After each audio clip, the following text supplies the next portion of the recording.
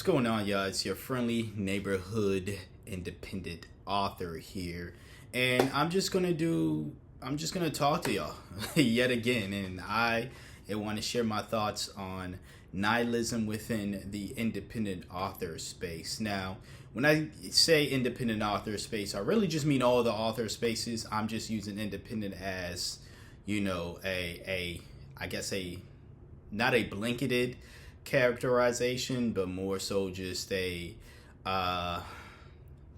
specifier for for views, but also for just to attract people. So for views, but anyways, I actually do mean independent authors and all types of writers as well. Heck, even all types of creators. But since this is a channel centered around authors and in the publishing world, the book publishing world, creative writing in general, I am going to focus mainly on the nihilism that I have experienced myself, both first and second hand, from just creators of the communities I've been a part of and that I've seen as well. Now, a lot of these creators will not call themselves nihilists at all. They will not even describe what they're doing as nihilism.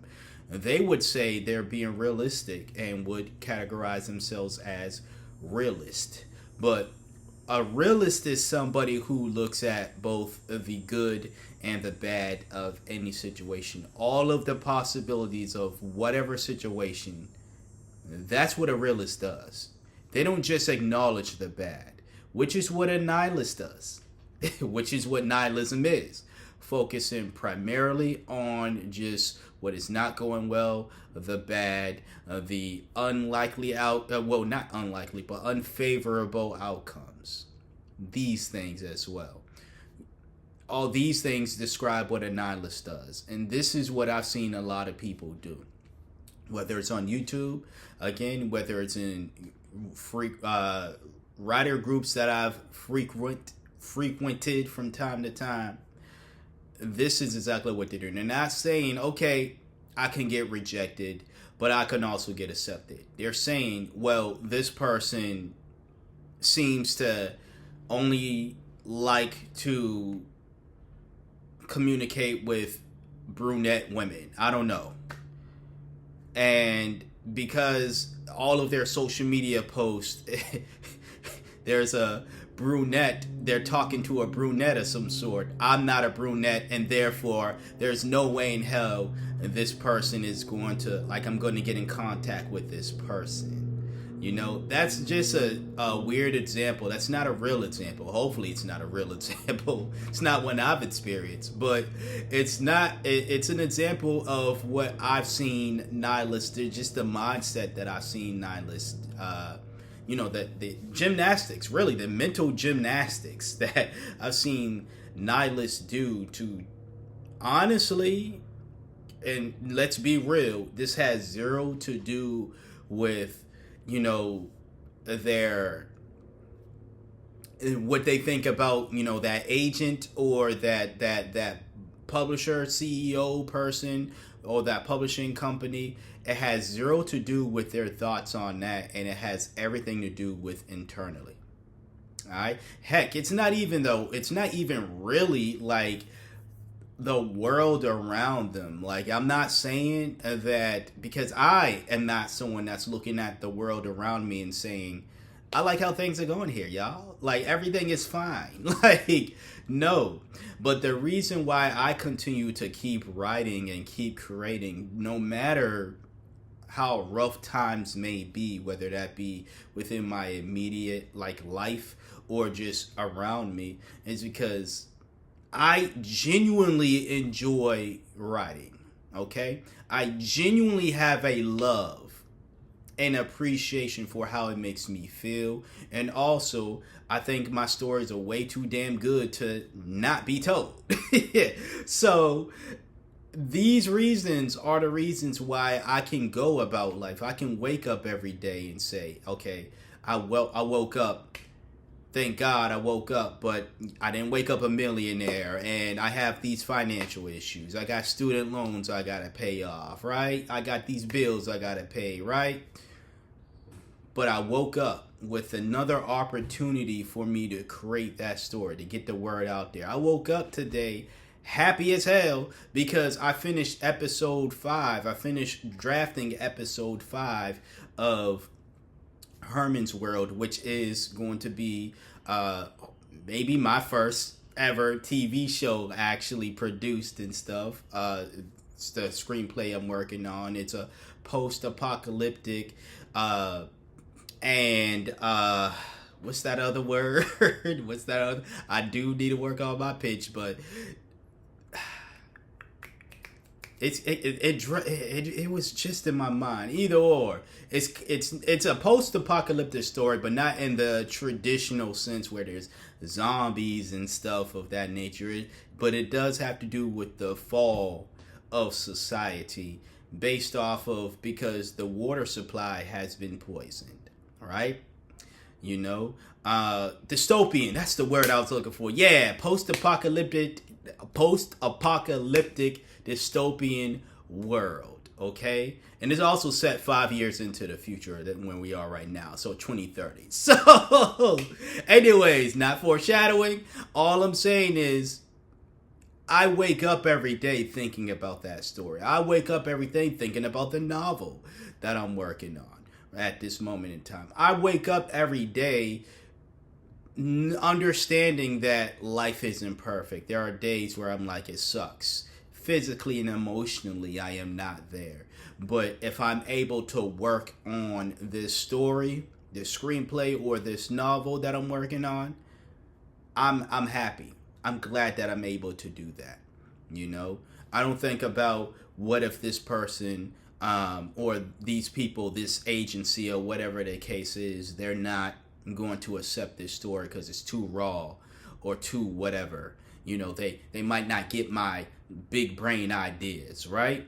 These are not things that I'm thinking about. And when I've found myself in these situations and I see other authors do this, again, it has very little to do with them being practical, as they say, and it's really just their own insecurity at the end of the day. Now, we all have our insecurities, I get that. But ultimately, what's going to stop you from getting your stories out there, whether you are a novel writer or a screenplay writer, is you. If you don't get yourself out there, if you don't get out of your way to even just do the work, let's not even think about getting out there first. Let's think about just doing the work, right? Let's focus on doing the work. And if you, again, have every excuse as to why you can't do the work, you don't like the current presidential regime. I'm in the U.S. for those who don't know, right? So you don't like how politics are and how things are in your community and stuff. Great. You don't have to like it. You don't have to like it at all to continue to create, you know, to continue to make your stories and stuff. I'm sure your favorite author, your favorite writers, creative writers, went through some horrible stuff, went through some horrible times. I know for a fact a number of the great writers within the publisher, you know, just some of the great authors that we know went through some terrible stuff, and yet they still got up every day. If not every day, they got up, they did their work, and now the world is appreciating their work.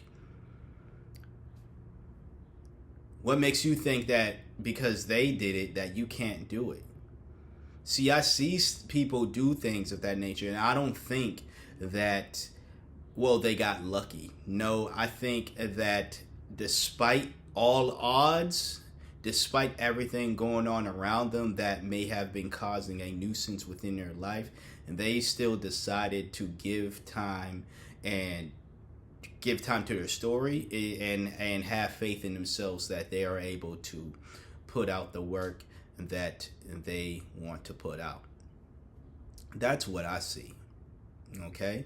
Again, I don't want this to seem like this is everything is fine. Again, I'm not saying that. I know everything is not fine. All right?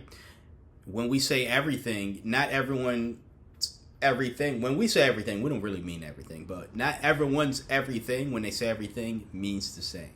It depends on the individual. You might run into some folks who are just so hell bent on being super negative to the point where if you were to ask them to define what they mean by everything when they say everything sucks, they're just going to be like, you know everything. What are you asking me for?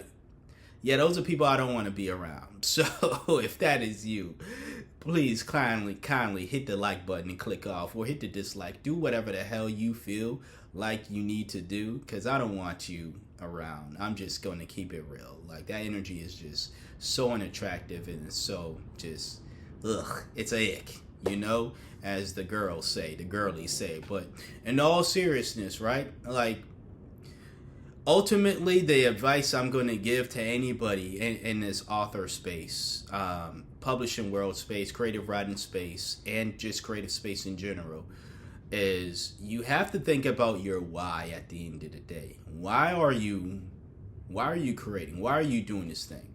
Because another bit of advice is, and don't say I didn't ask you for advice and click on this video.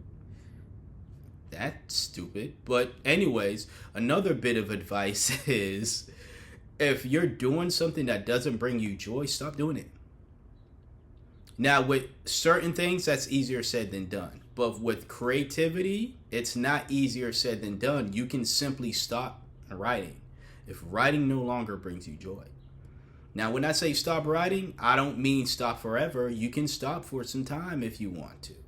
Maybe you just need to take a break from it and then come back to it whenever you feel as though you miss it. Or it could be something where it's like, this no longer brings me joy. I no longer want to do it ever again.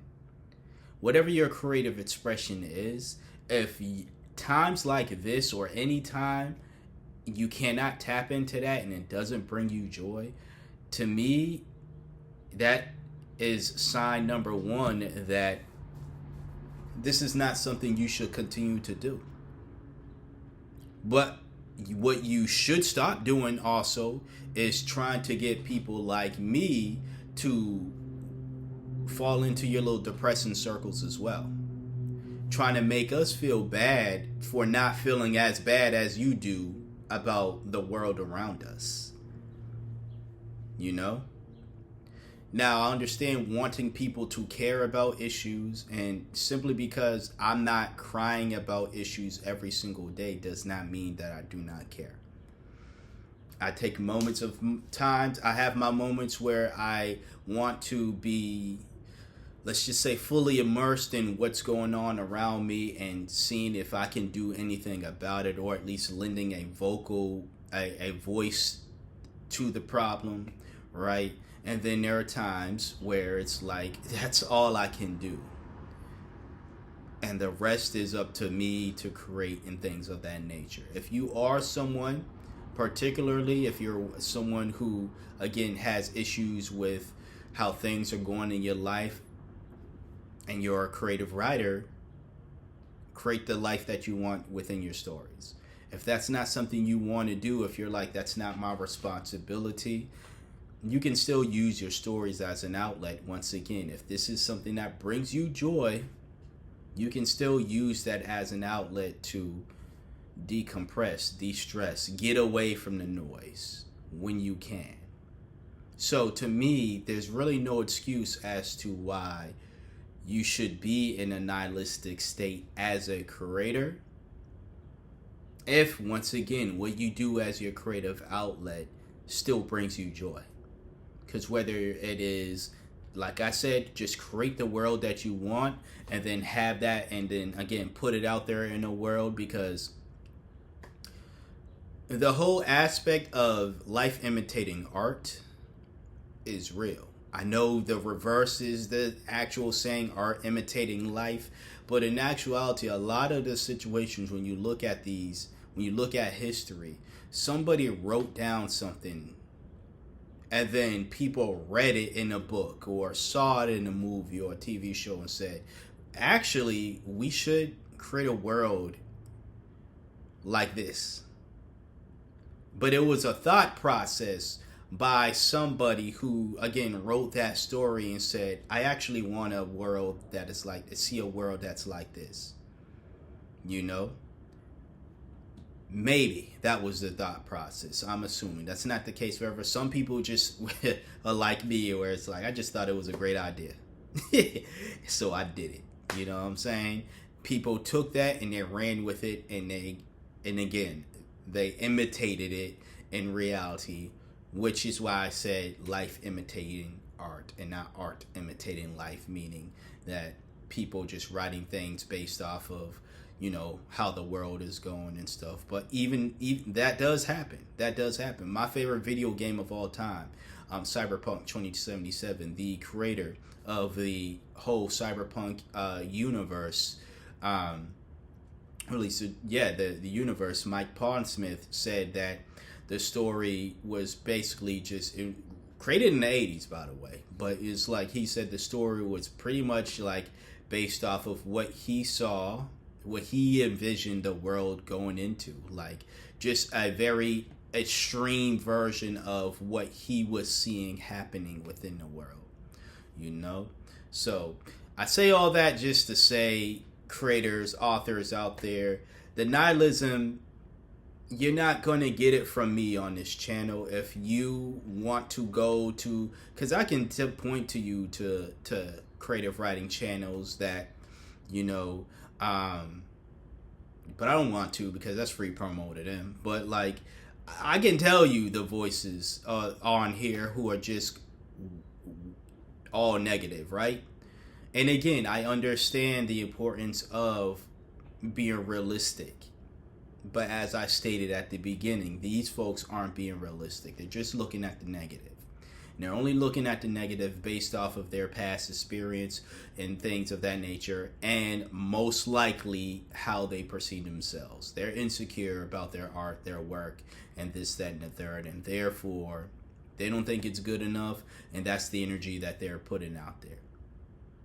So I can go on and on and on even just about that, but that's probably for another video for another time. You know, the woo-woo stuff that people, you know, say. But that's just my ramble. Thank you for listening, and until next time, until next video, you see me when you see me. Take care.